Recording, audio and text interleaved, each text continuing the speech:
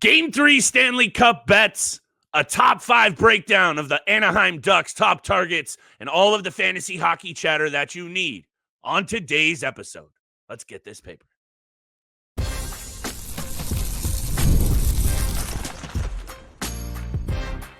You're Locked On Fantasy Hockey, your daily podcast on fantasy hockey. Part of the Locked On Podcast Network, your team every day. Off-season fantasy hockey draft coverage continues on your daily 30-minute source for fantasy hockey news. It's the Locked On Fantasy Hockey Podcast coming in red hot for Monday's edition. Shout out to the everydayers holding us down, making us your first listen every single day. We see you. We appreciate you, and we wouldn't be doing the pod without you guys.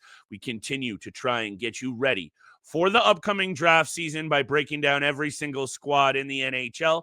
We arrive in Anaheim, Steel. Let's go out west, baby, to one of the best young teams, improving rapidly, I'd say, by the season, that there are a lot of intriguing options to go after on this team. And I'm excited to get to our top 5.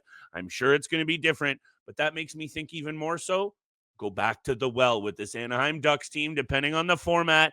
And we do have game 3, big-time bets, Oilers, Panthers. It's getting spicy. Over to you, my friend. Any honorable mentions? Any takeaways overall for this team? How do you feel about the Ducks headed into next season?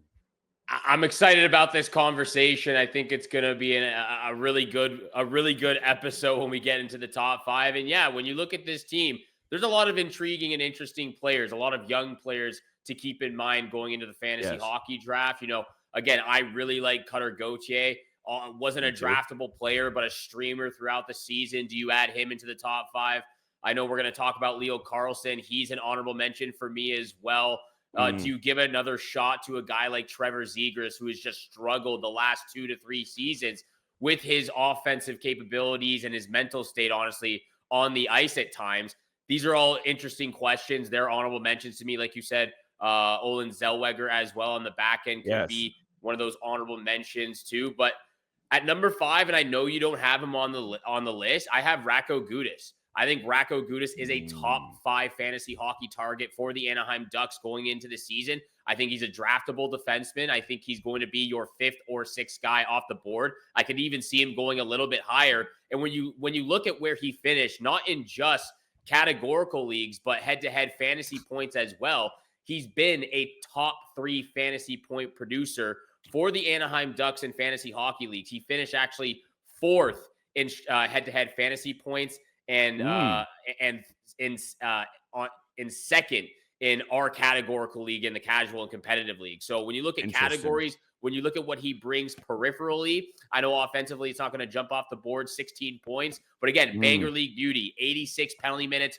261 hits, 178 blocks, and 89 shots on net. Banger League beauty, all those points add up, those categories add up, and he finished 145th at the end of the regular season in Fantasy Yahoo ranking. So to me, he definitely deserves to be in the top 5 for what he does, not just categorically with those Banger League beauty production, but what he brings fantasy in head-to-head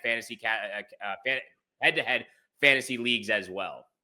I can't disagree with you, pal. I really can't. And I think what I've done with my list on this top 5 team is I'm buying into the ceiling. I'm buying into some really good young pieces and my expectations for them. So at 5, I have Leo Carlsson, because when I look at this player, and yeah, the honorable mentions you throw out there, totally agree.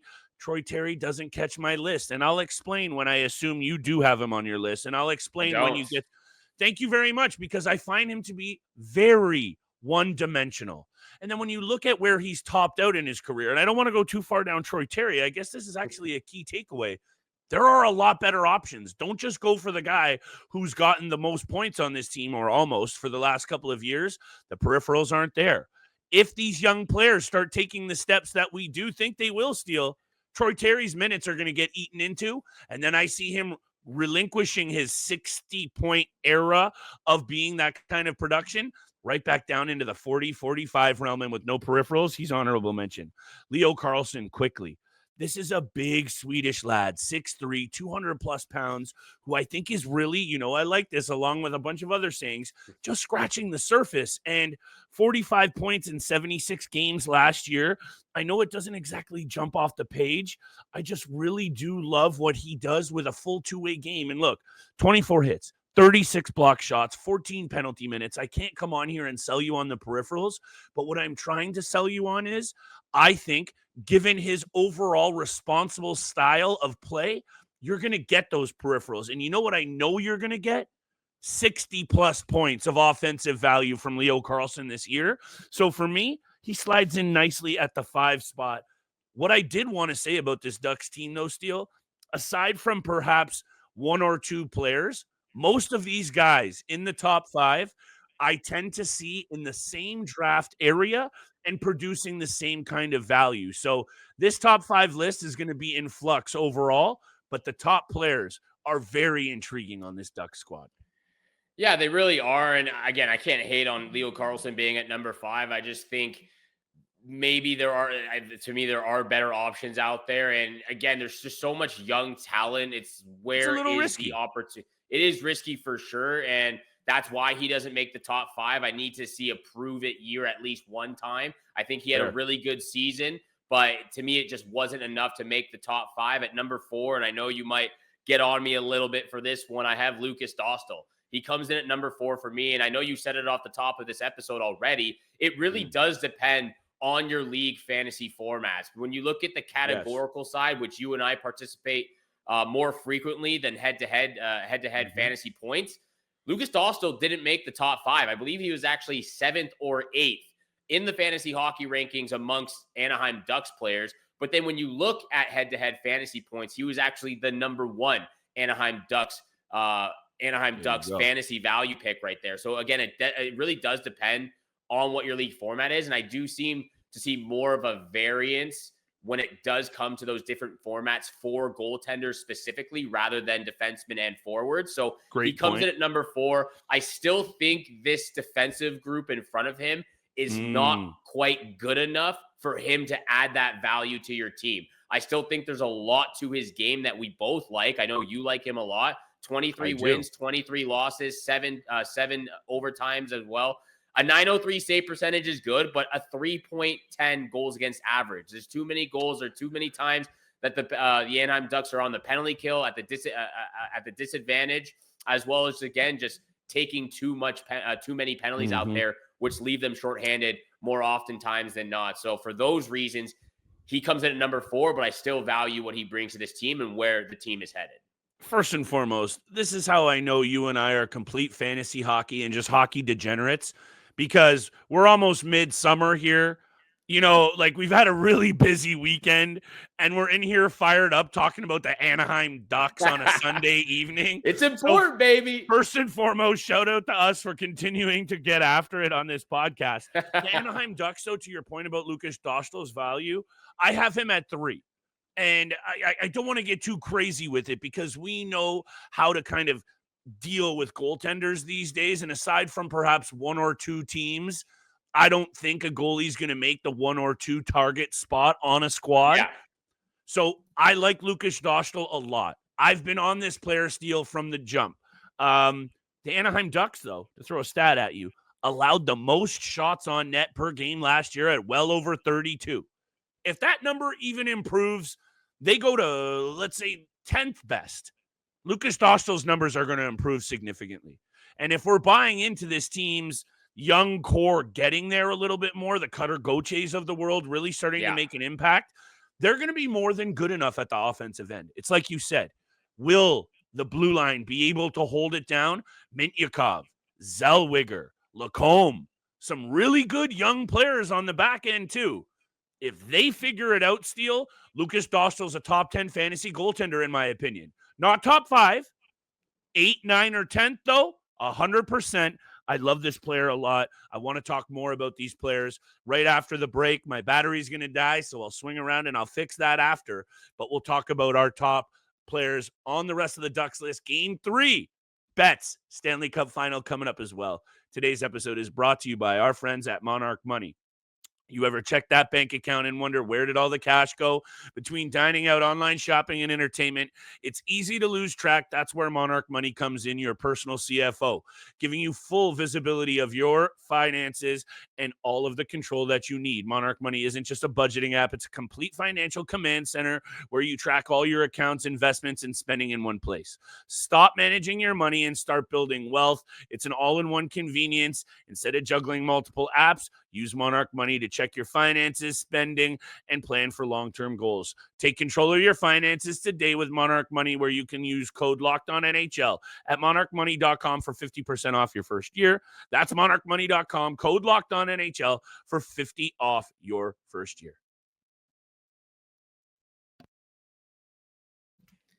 And thank you so much for making the Locked On Fantasy Hockey Podcast your first listen every single day. Continue to smash that subscribe button, the follow button, leave a 5-star review. And while Flip is just working on getting his charger and his battery going for his PC over there, top 3 Anaheim Ducks players. We're getting into it. Things are getting spicy on this episode. And I know for a fact, again, we did talk about this. Other than that, we didn't know who really was in the top 5 for each of us at which position. But Jackson LaCombe, I know we both have him at the number 3 spot to target off the Anaheim Ducks list. He had a really, really impressive season with the Ducks this past year in his second full year. 43 points in 75 games. The physical aspect as well that he brings on the back end. Again, we talked about Olin Zellweger being an honorable mention going into the season, but 129 blocks, 69 hits, 134 shots, and like I said, 43 points in 75 games for Jackson LaCombe. We talked about him all season long on Monday waiver wire episodes. Almost shocked and surprised at how low his rostering percentage was at on Fantasy Yahoo and on ESPN2. So very surprising, but he's gotten better and better every single stage of his career, of his professional hockey career. Over the 4 seasons in the Big Ten with University of Minnesota, 13 points, 21 points, 30 points, 35, and then the first 2 seasons in the NHL, 17 points, and then follows that up with 43. So you can see this really big improvement as he continues to grow. He's 6'2", 205 pounds, big, strong defenseman on the blue line. We like Jackson LaCombe here. We hope that you do too. We've talked about him for the last 365 days. Yeah, and not to get throw a damn rag on that bad boy, I do have him at 2, and actually, I got Frank Vatrano at 4, Dostal's at 3 for me. So I do get very excited about Jackson LaCombe, and I know you're going to talk about Vatrano higher on the list, so I'll just throw out there that I have him at 4. I'm excited to talk about that. Dostal at 3. And before I get to LaCombe, I just wanted to wrap up that the fact that Lucas Dostal's record over the last 2 years still with this Anaheim Ducks team is 37, 46, and 10 with a save percentage north of 900. And I know it's only 903, but the fact that those 2 things are true and his goals against is 3.20, that's, I think, all you need to know in terms of an indication of what he's going to be able to do once this team does figure it out defensively, and they're getting there. We just highlighted all the young pieces that are starting to really get this team to point the needle in the right direction. So I just did want to kind of sound up my angle on Dostal because I think he's comfortable at the 3rd spot. Again, all of these, you have to throw out that wrinkle and the caveat of depending on the format. This guy hung around in the top 10 in save percentage for a good chunk of the year before they started to get lit up in the second half. So I just really do want to highlight him as an excellent, like if you are one of those true 0G purists and you wait a little bit for your goalies and you're able to get Lucas Dostal as your first goaltender, if you're going to buy into the improvement of this team that I think I am, I love that as your first goaltender. However, he comes in at 3. Love Jackson LaCombe. I'll talk about him at my 2 spot. Who do you have at number 2? At number 2, I have Mason McTavish. And before we get there, I need you to get me a Simon Benoit jersey, and I'm getting you a Lucas Dostal jersey for Christmas. It's coming up for number Christmas 1 and time. number 2. Number 1 and number 2. That's perfect.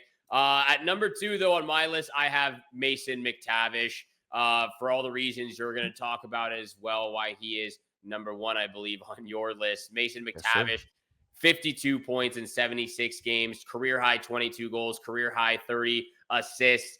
Again, career high 52 points as well, career high 180 shots, career high 70 hits, and to add just the cherry on top, 31 blocks into that value right there. So a lot of career highs for this player. He's still 22, soon to be 23 years old, going into his fourth full season in the National Hockey League. And what is not to love? He's been such a fantastic player for this team. And like you said, kind of straightening out this needle for them, heading in the right direction. He finished 178th on the Yahoo Fantasy rankings for our casual and competitive league. He was pre-ranked 200, so he added some value to where he was projected to be at. And I just we like his game a lot. We've talked about him periodically throughout the last couple of seasons. I know you've been a huge fan of his development in his game, and that's a big reason why you have him so high on this list. And, again, I could be completely off the rails here, Steele, and I could be maybe a year early. You know that I've been like that with a couple of the players that I've been very high on in terms of trying to throw you guys some fantasy keeper gems. However, those are starting to really work out. The Seth Jarvises of the world, Cole Perfetti figuring it out. And I think Jackson LaCombe and Mason McTavish and Lucas Dostal probably go into that mold of all the young guns that I've been talking about. Let me talk about how I feel about Mason McTavish when we come back after the break with your number one player. But let me finish up with Jackson LaCombe.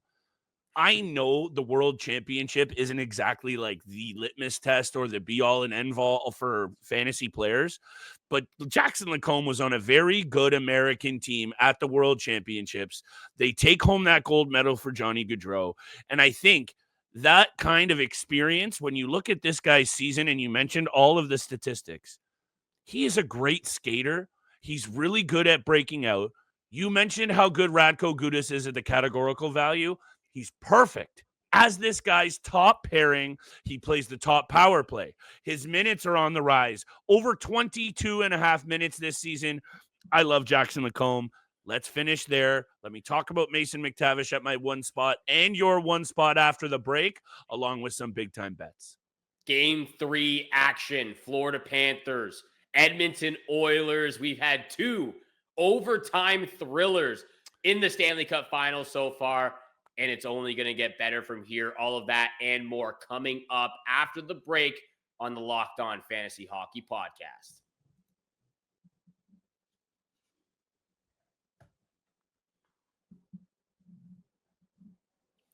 And thank you so much for making the Locked On Fantasy Hockey Podcast your first listen every single day, holding us down through the summer season as well. Top 5 for every team in the National Hockey League. You can catch the Pittsburgh Penguins coming up on next episode as well.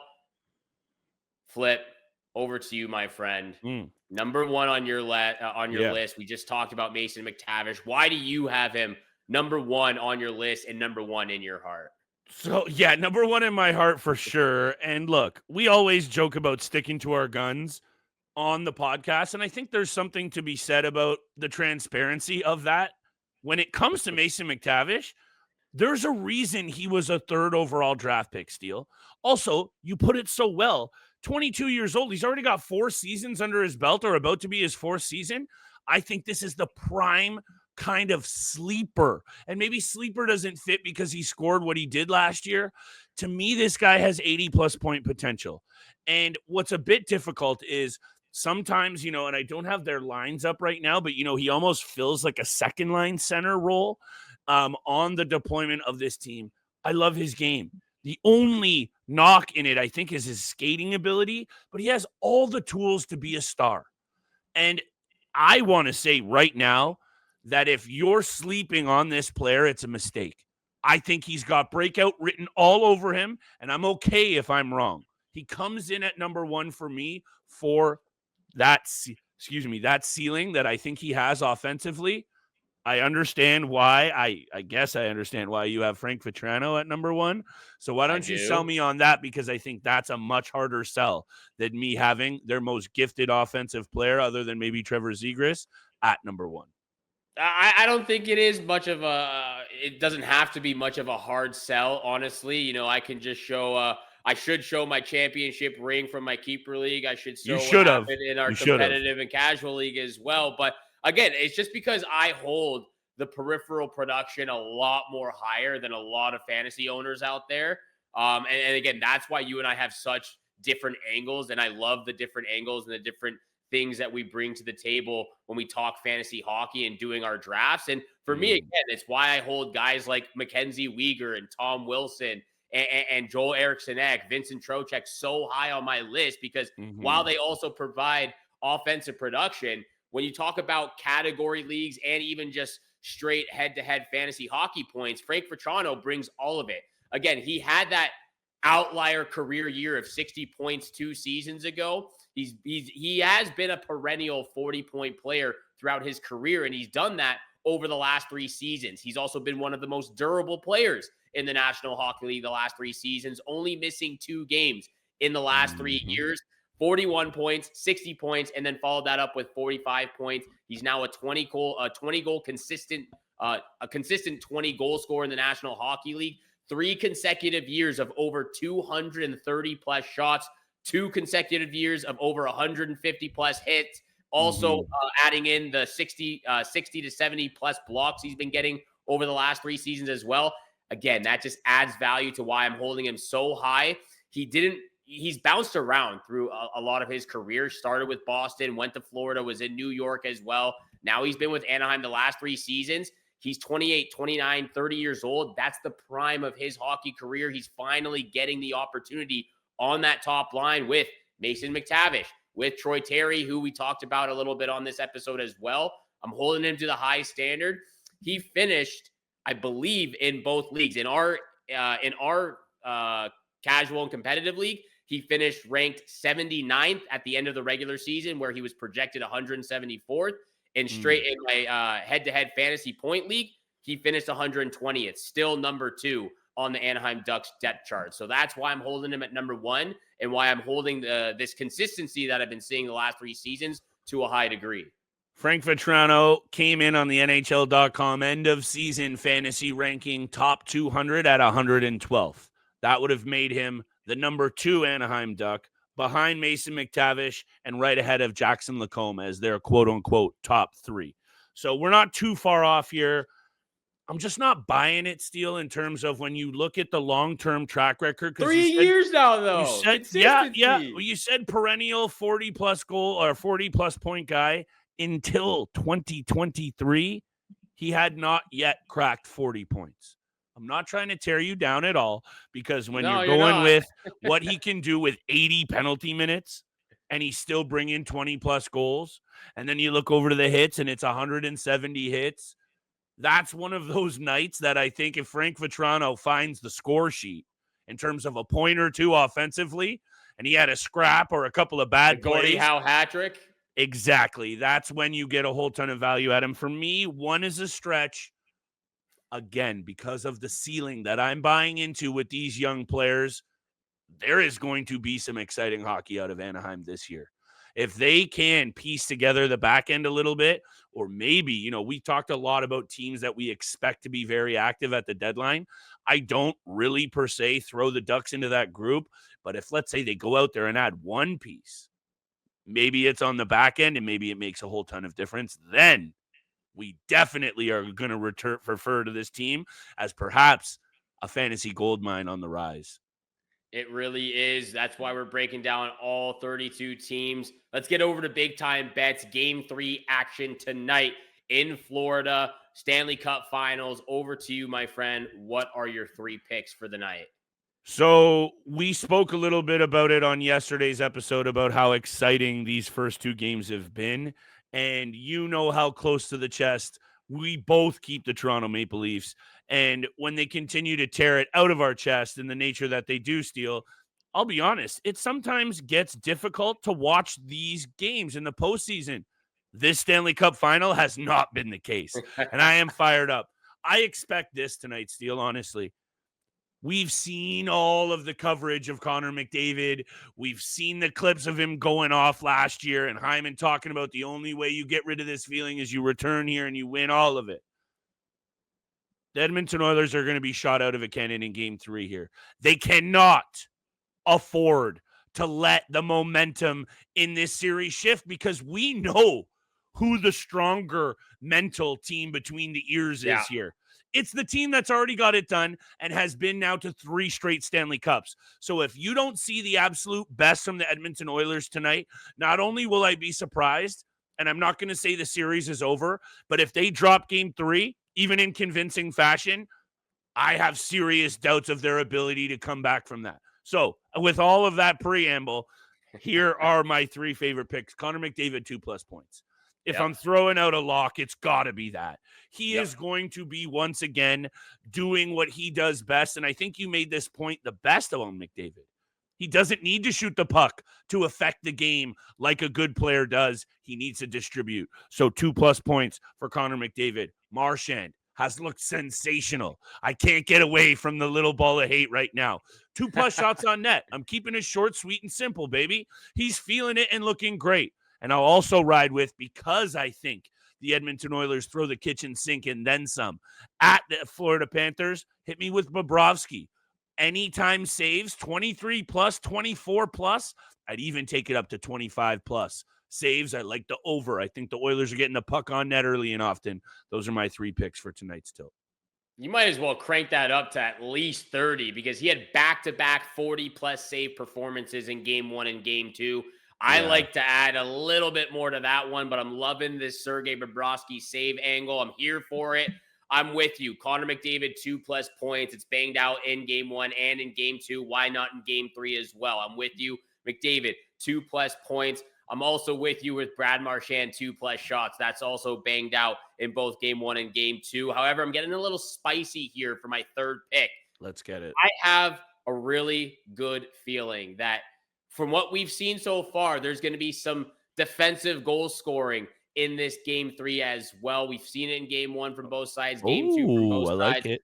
I like any of these 3 defensemen from the Edmonton Oilers. Evan Bouchard, anytime goal at +440. Juicy. Matthias Ekholm, anytime goal at +1100. Wow. And Darnell Nurse, anytime goal at +1400. I'm throwing those 3 guys out. I think the defensemen from both sides are going to be making impacts all over this game. I love these bets, Steele. I'm not trying to get overly fired up, but take this in. Marchand, 2+ shots. Bob, over 20. The line's up to 25.5. I'm taking the over. McDavid, 2+ points. And then chuck one of those D-men in there, or even do that a couple of times. You're going to get paid out juicy. That's got 10 or 15 bucks written all over it, and you're going to take your payout out almost to $100. Thank us later. It's go time, baby. Game 3. And don't forget, a couple of solo episodes coming up this week. Steele and I are continuing to go up the ladder. Keep it tapped right here.